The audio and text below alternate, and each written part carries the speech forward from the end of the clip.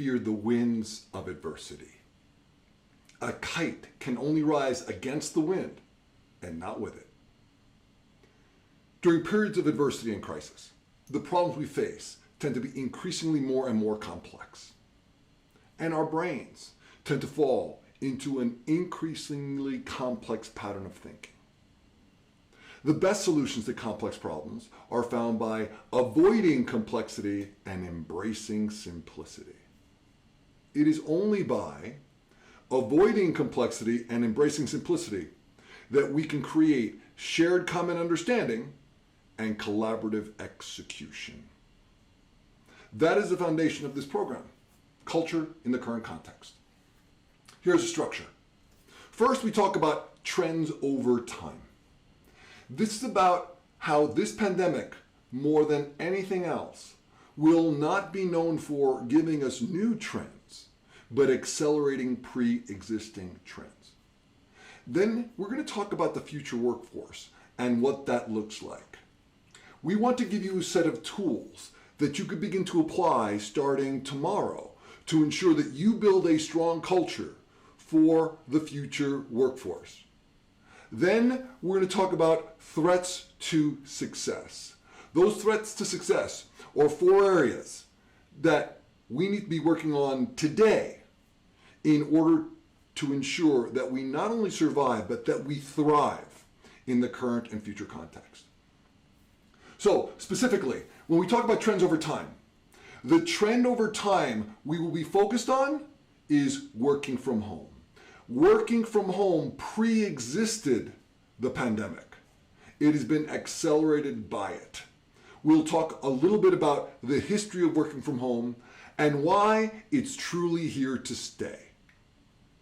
Then we will be moving into the future workforce. The future workforce is hybrid. Now, that is going to create a lot of challenges for a lot of organizations that are not prepared and do not have the tools. So in this section, we're going to talk specifically about autonomy of time and autonomy of location, and how those 2 factors specifically increase performance across the board. So if we learn how to use autonomy of time and autonomy of location with our workforce, we get performance benefits and we get talent acquisition benefits, because we get to acquire the best talent no matter where they live. In this area, we focus on 4 specific content areas. First, roles and tasks, because we need to look at the roles that people are playing and the tasks they're doing in order to determine how much autonomy of time and autonomy of location that they can be offered while maintaining performance. Then we talk about employee preferences, because employee preferences are going to determine when they are at home and when they are at work. A mid-career employee who has a well-established home office, who has well-established relationships and a well-established skill set, they're likely to want to spend more time at home as long as they're productive than an entry-level new employee who doesn't have the relationships, doesn't have the skill sets, wants to be mentored. They will be wanting to spend more time at home. That's just one example of employee preferences will shape the hybrid workforce. Then we talk about processes and projects, because a hybrid workforce is the golden opportunity to stop doing the things that don't work. We want to improve our processes and how we carry out projects into their completion. Finally, inclusion and fairness. Inclusion is really about giving employees a voice in the creation of this new hybrid culture. And fairness specifically is, fairness is not sameness. We need to be able to reward and give greater autonomy to those people who are high performers. If you have a performer who's performing at 110% of expectation and somebody who's performing at 80% of expectation, sameness is not fairness. The higher performer should most definitely be afforded greater autonomy. Then we move into threats to success.